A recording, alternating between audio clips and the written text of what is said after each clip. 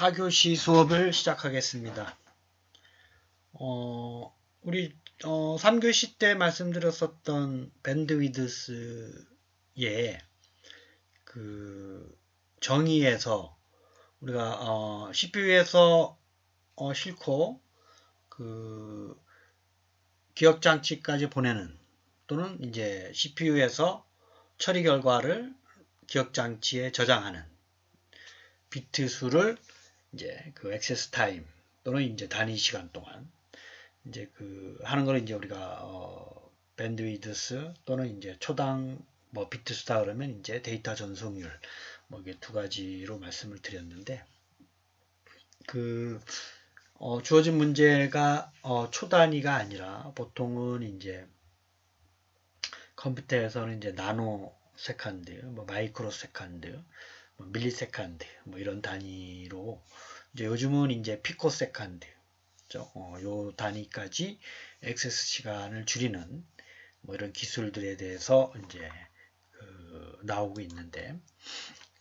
이게 이제 그 1초를 이제 뭐 1000분의 1, 그 다음에 뭐 100만분의 1, 또 10억분의 1, 1조분의 1, 뭐 이렇게 나누는 단위죠.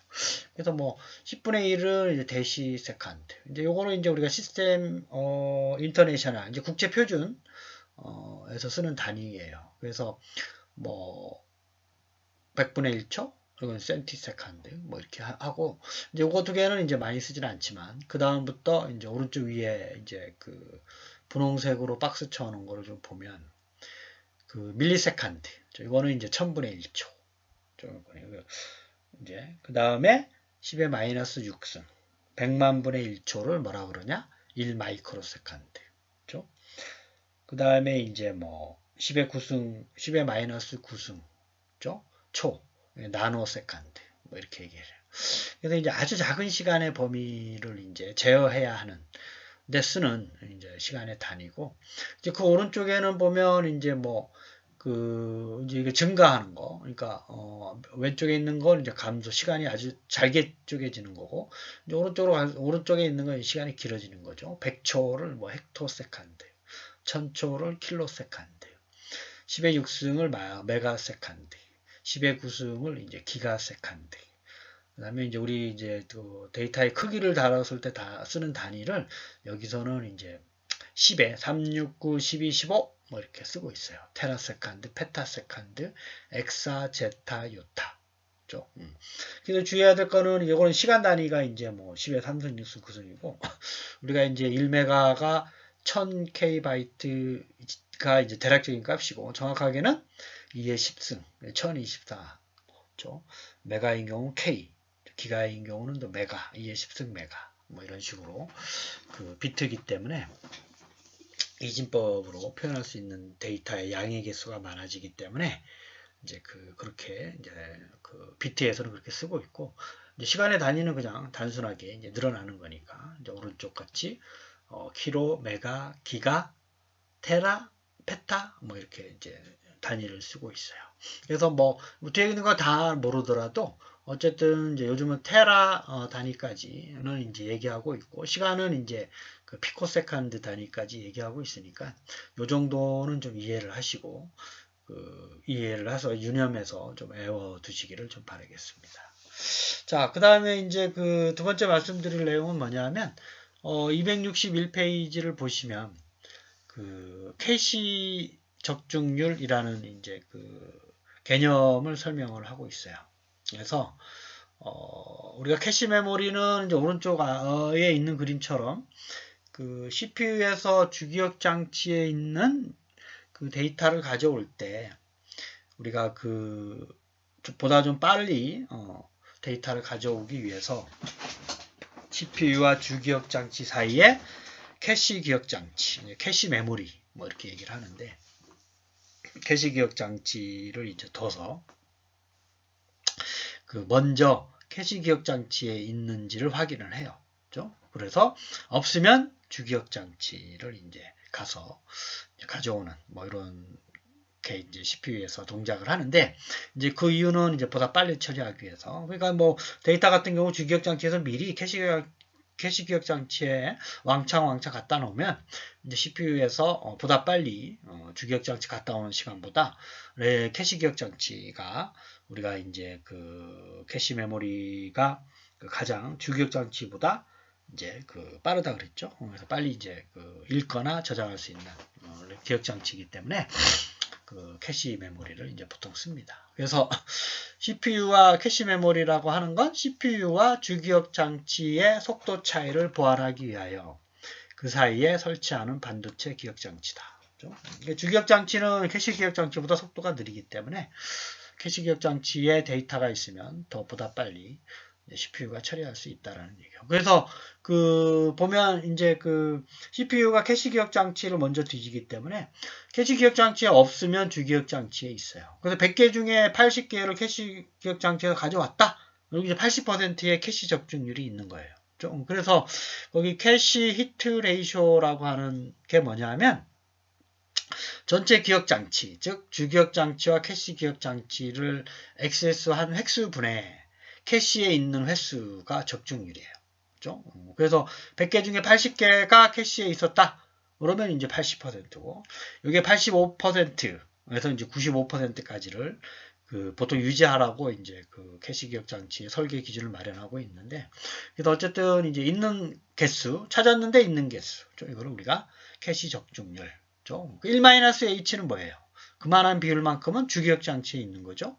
그래서 평균 그 기억장치 액세스 시간은 뭐냐면 여기서 TA라고 하는 거 책의 261페이지에 나와 있는 공식이에요. 이거는 반드시 알아두셔야 돼요. 그래서 아까도 말씀드렸지만 이제 80%가 캐시 기억장치에 있어요. 그럼 20%는 이제 주기억 장치에 있는 거죠. 그러면 80%만큼은 캐시 기억 장치에 갔다 온 시간. 그 다음에 1-H 20%만큼은 주기억 장치 메인 메모리에 갔다 온 시간이 전체 기억 장치를 액세스하는 시간이 되죠. 그래서 TA는 H 곱하기 TC 더하기 1-H 곱하기 TM이 되는 거예요. 이 개념을 이해를 하셨으면 좋겠는데 다시 한번 말씀드리지만 그 캐시 기억 장치 갔다 오는데 걸리는 시간이 5초인데 80%다. 그러면 이제 4초 걸리는 거죠. 80 곱하기 5. 나머지 이제 20%는 주기억 장치. 그렇죠? 주기억 장치에 20% 갔다 올 때 걸리는 시간이 10초다. 그러면 이제 그 2초가 걸리는 거니까 2 더하기 5초, 7초가 걸리는 거예요. 그렇죠? 그래서 그 캐시의 그 액세스하는 시간 곱하기 캐시의 적중률. 그게 이제 H가 되는 거고 나머지 1-H 비율만큼은 주기억 장치에 갔다 와야 되니까 1-H 비율만큼 TM 시간을 곱해주는 게 그 전체적인 기억 장치의 액세스 시간이 되는 거예요. 그렇죠? 그래서 이 개념을 알고 있는지를 확인하기 위해서 우리 314페이지에 연습 문제가 2개 있어요. 요거를 좀 볼까요? 이런 문제가 그 이제 자주 출제가 되는 거니까, 그렇죠? 그래서 기억장치 CPU가 기억장치를 500번 액세스했어요. 500번 안에는 이제 캐시에 갔다 오는 것도 있고 메인 메모리 주기억 장치에 갔다 오는 것도 있죠. 그 중에 캐시에 있었던 게 캐시를 먼저 가서 봤더니 450번 캐시에 거 가져왔어요. 나머지 50번은 저 주기억 장치에 갔다 온 거죠. 그래서 캐시 적중률은 얼마인가요? 450 나누기 이건 H를 구하라는 거죠. H.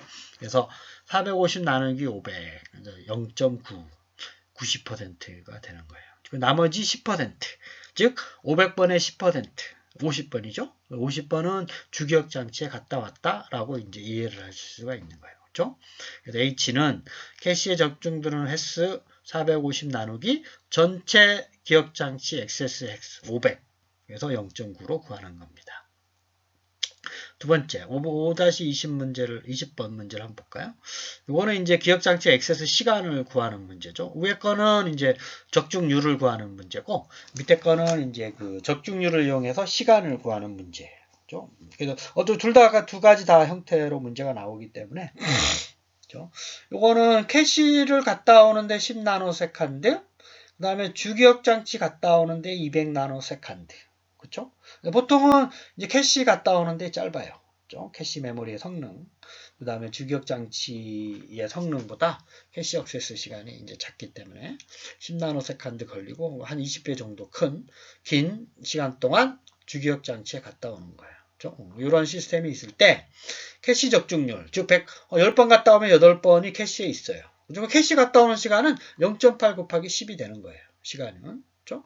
그래서 이제 8 나노세컨드가 되는 거고, 나머지 20% 0.2 동안은 200 나노세컨드. 그렇죠?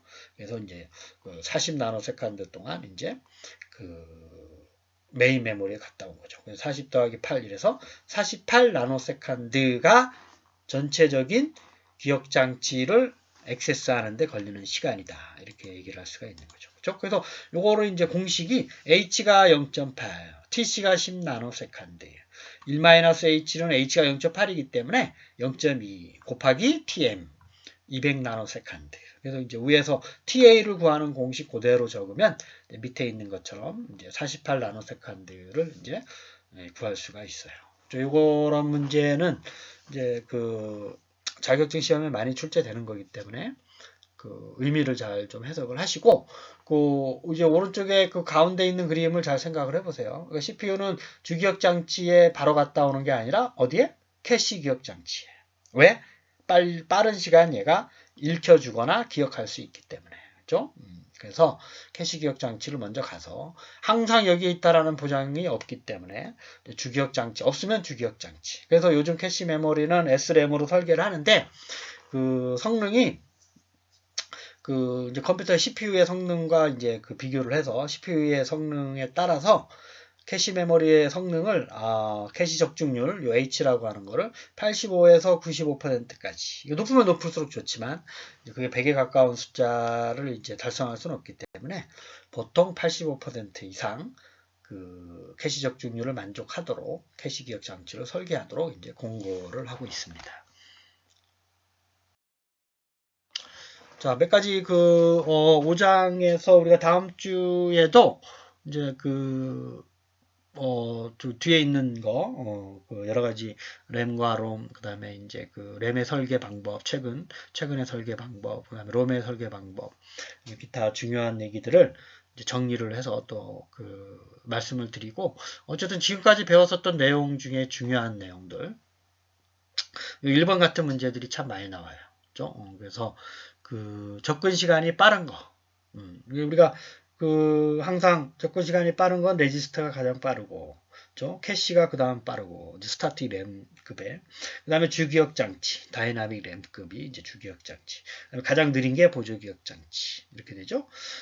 근데 여기서는 이제 레지스터가 없으니까 가장 빠른 게 캐시 메모리가 되겠죠. 그래서 니은이 가장 먼저 나온 거. 2번이 정답이네요. 다른 거는 뭐 볼 필요도 없지만 어쨌든 캐시 메모리 다음에 주기억 장치, 메인 메모리죠. 니은 기억. 그 다음에 이제 보조 기억 장치인데 마그네틱 디스크가 이제 마그네틱 테이프보다 그 직접 접근 방법. 마그네틱 테이프는 순서적 접근 방법이기 때문에 마그네틱 디스크가 빠르다. 이렇게 이해를 하시면 되겠습니다. 근데 이제 용량은 마그네틱 테이프가 이제 큰 거죠. 메인 메모리가 용량은 캐시 메모리보다 많이 저장할 수 있는 거죠. 가격은 캐시 메모리가 비싼 거고. 그렇죠? 그렇게 알아두시면 되겠습니다. 그래서 다시 한번 말씀드리지만 레지스터와 캐시는 스타틱 램. 그렇죠? 그 다음에 주기억 장치는 다이나믹 램. 재충전이 필요한 거. 그렇죠? 그 다음에 보조 기억 장치는 뭐 하드 디스크이기 때문에 디스크 형태 또 마그네틱 형태. 그렇죠? 그걸 좀 알아두시고 그 다음에 두 번째 문제는 랜덤 처리가 되지 않는 거. 우리가 랜덤 액세스는 램과 롬. 그 다음에 그 여기서는 이제 그 우리가 랜덤 액세스가 이제 그 되지 않는 거는 3번이죠. 3번. 자기 테이프. 자기 테이프는 순차적 접근만 가능한 거고 우리 자기 디스크, 자기 드럼, 자심은 사실은 이제 직접 접근 방법이긴 하지만 이제 그 자기 테이프는 이제 순서적 접근 방법이기 때문에 자기 디스크나 자기 드럼 저게 이제 특히 이제 디스크 형태는 우리가 이제 보조 기억 장치에 배울 텐데 실린더와 섹타 요거를 이제 찾아갈 때 그 어떠한 그 랜덤하게 찾아가는 방법이 또 있어요. 그래서 자기 테이프는 근데 순서적 접근 방법이기 때문에 얘는 랜덤 처리가 되지 않는 마그네틱 형태의 테이프입니다. 자, 그 다음에 3번 문제를 한번 볼까요? 3번 문제는 이제 앞에서도 이제 봤지만, 주기억 장치는 하드웨어의 특성상 주기억 장치가 제공할 수 있는 정보 전달 능력에 한계가 있다. 이 한계를 뭐라 그러냐? 우리가 3번이죠. 대역폭. 그러니까 대역폭의 밴드폭, 여기서는 이제 밴드위드스라 해서 대역폭 또는 밴드폭. 보통은 이제 대역폭 이제 이렇게 얘기를 해요. 그렇죠? 그래서 뭐 이제 다른 용어들은 요거는 쓰는 용어는 아니에요. 트랜스퍼 위드스, 액세스 위드스, 트랜스퍼 이런 용어는 잘 쓰진 않아요. 그렇죠? 3번이 밴드위드스가 정보 전달 능력의 한계. 우리 자동차로 얘기하면 고속도로 차선수. 그렇죠? 고속도로를 통과하는 실제 차량의 개수는 우리가 BPS라고 했죠. 트랜스퍼 레이트, 데이터 트랜스퍼 레이트, 데이터 전송 속도. 그렇게 이해를 하시면 되고, 네 번째 문제는 적중률을 나타내고 있는 게 뭐냐. 그렇죠? 그래서 CPU에서 처리 속도를 개선하기 위해서 메인 메모리와 CPU 사이에 캐시 메모리를 둔다 그랬죠. 스태틱 램 계열로. 그렇죠? 그래서 충전이 필요 없는 거. 그렇죠? 그래서 실제 데이터를 찾아갈 때 메인 메모리를 가는 게 아니라 캐시 가죠, 먼저.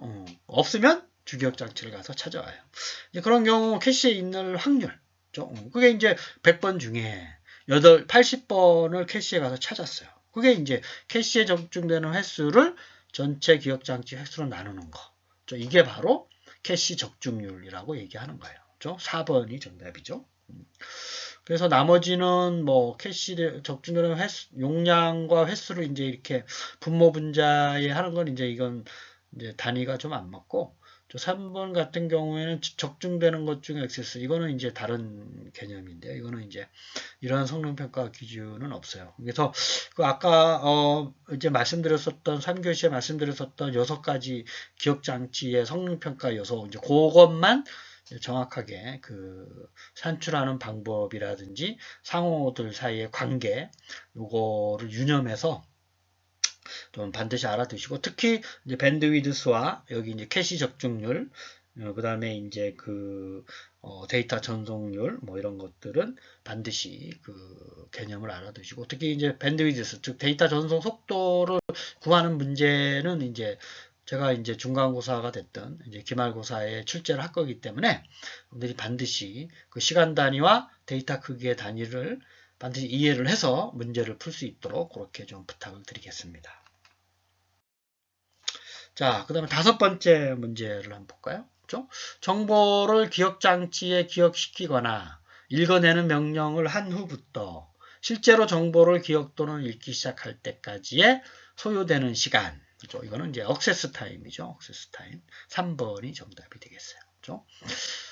나머지 뭐 시크 타임 찾는 거, 데이터 찾는 거, 처리하는 거, 프로세싱 타임, 그다음에 이제 그 사이에 쉬는 시간, 아이들 타임 뭐 이런 거고, 실제 기억 장치에 가는 거, 읽어내는 거, 이거는 바로 액세스 타임이 되겠습니다. 5번 문제는 3번이에요.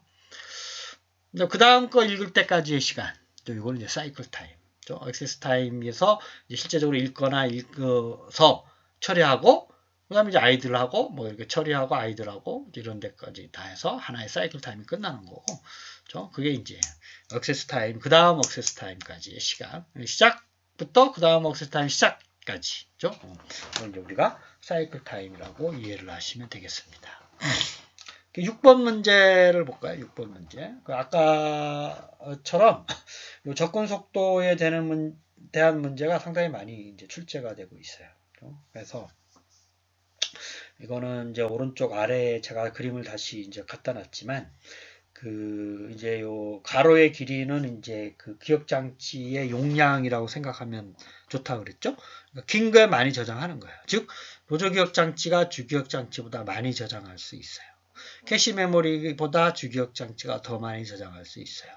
레지스터보다 캐시 메모리가 더 많이 저장할 수 있어요. 이렇게 이해를 하시면 되고, 그 다음에 많이 저장할 수 있으니까 액세스 타임하고 이제 이런 게 속도가 느리다 그랬죠. 그래서 레지스터가 속도가 가장 빨라요. 그렇죠? 그래서 레지스터가 속도가 빠르니까 가격이 더 비싸다는 거죠. 처리 속도와 가격은 비례하다고 그랬어요. 우리가 6가지 성능평가의 마지막 기준 요소가 코스트라고 그랬죠. 레지스터의 그 기억장치의 비용, 그렇죠? 기억장치의 가격. 여러분들이 레지스터를 이제 구매하는데 드는 비용 이렇게 생각해도 되고, 그게 이제 전체적으로 이제 그 시스템의 비용에 해당이 될 테니까, 그렇죠? 그래서 그 레지스터라고 하는 게 그 용량은 작지만 속도가 빠르기 때문에 가격이 비싸다. 이렇게 이해를 하시면 되겠어요. 그래서 그 정답은 속도가 빠른 거는 레지스터, 캐시 메모리, 주기억 장치, 보조 기억 장치 순서대로 되어 있어야 되는데 여기서는 3개만 지금 언급하고 있으니까 요거 1번을 보면 주기억 장치가 캐시보다 빠른 게 아니죠? 이거 1번은 아니라는 얘기예요. 그렇죠? 그 다음에 2번은 보조기억 장치가 주기억 장치보다 빠르지 않죠? 당연히 이제 주기억 장치가 캐시보다 빠른 건 아니니까 2번은 이제 이걸 뒤집어 놔야 이제 맞는 거고 3번은 캐시가 가장 빠른 건 맞아요. 레지스터가 없으니까. 그 다음에 주기억 장치가 빠른데 보조기억 장치가 먼저 나왔네요. 그렇죠? 그래서 오른쪽 그림에 있는 걸 보면서 같이 이해를 좀 해주세요. 4번 같은 경우는 캐시 다음에 주기억 장치 다음에 보조기억 장치 이게 순서대로 돼 있죠. 위에서 아래로. 즉 레지스터, 캐시 메모리, 주기억 장치, 보조기억 장치 요 순서로 돼 있는지를 반드시 확인을 하셔야 돼요. 이게 4개짜리면 요 4개. 이게 3개짜리면 이제 요 중에 4개 이제 그 하나가 없어도 즉 캐시 메모리가 없으면 레지스터, 주기억 장치, 보조기억 장치 순으로 빠른 거예요. 주기억 장치가 없으면 본 예제에 레지스터, 캐시 메모리, 보조기억 장치가 빠른 거고 보조기억 장치가 없으면 레지스터, 캐시 메모리, 주기억 장치 순서대로 빠른 거예요. 그러니까 요 4개가 예시로 다 나와 있으면 요 4개로 다 하시면 되고 없는 경우 하나가 없더라도 요 계층적인 구조는 절대로 바뀌지 않는다는 거예요. 가령 예를 들어서 주기억 장치가 여기서 없어졌다. 보조기억 장치가 캐시 메모리 위에 갈 수가 없어요. 그러니까 요 가로의 크기를 이해를 하면서 이거에 이제 그 오른쪽에 있는 것처럼 위로 갈수록 속도가 빠르고 비용이 증가한다. 그러나 용량은 줄어든다. 이런 식으로 그 어떤 계층적인 구조와 요 그림을 잘 생각하면서 외워두시면 나중에 오래 기억할 수가 있고 이런 문제가 어떤 변형된 형태로 출제되더라도 다 맞출 수가 있기 때문에 이제 그걸 이제 유념해서 잘 기억을 해두시고 시험 문제도 제가 출제를 요거는 이제 할 거예요. 그러니까 요거를 반드시 좀 기억을 하셔서 공부를 해두시고 그거에 대한 설명은 책에 또 자세하게 돼 있으니까 분들이 읽으면서 또 이해를 좀 해주시기를 바라겠습니다. 6주차 강의를 마치겠습니다. 여러분 한 주간도 건강하고 행복하게 보내세요. 감사합니다.